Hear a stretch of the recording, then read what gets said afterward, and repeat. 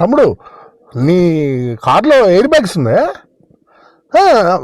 నన్ను అడగట్లా, నేను ఉన్నాయని చెప్తున్నా నీకు. అదే మా ఆంటీ వాళ్ళని తీసుకొని రైల్వే స్టేషన్ నుంచి ఎక్కించుకొని వచ్చాను.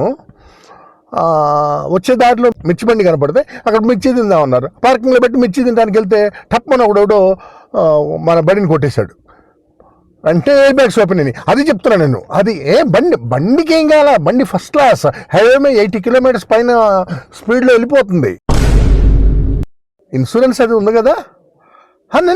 ఊరికే ఉంటే ఒకటి, మనం వెళ్ళేటప్పుడు ఏమైందంటే యాక్చువల్గా కారుకి జస్ట్ నేను మామూలుగానే వెళ్తున్నా, అంతలోకి ఒకడు వీల్ చైర్ వచ్చేసి మనని క్రాస్ చేశాడు.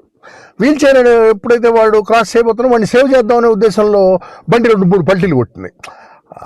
3 పల్టీలు 3. ఏం లేదు, టెన్షన్ ఏం లేదు. 3 దాని కింద పడ్డారు. దాని గురించే ఇన్సూరెన్స్ ఉండాలి కదా. నువ్వు ఎక్కడికి వెళ్ళిపోతానంటే ఏంటి? నువ్వు తీసుకెళ్తే మీ డాడీని తీసుకెళ్ళిపోతారు. నువ్వు ఇంట్లోనే ఉండు, ఏం కాదు, ఏం భయపడాల్సిన పని ఏం లేదు. ఇప్పుడు బండి నీ పేరుని ఉంటే మీ ఇంటికే వస్తారు కదా మరి. అదనమాట. నువ్వు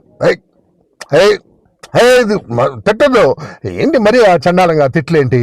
ఏం కాదు, బండి సేఫ్, ఫస్ట్ క్లాస్.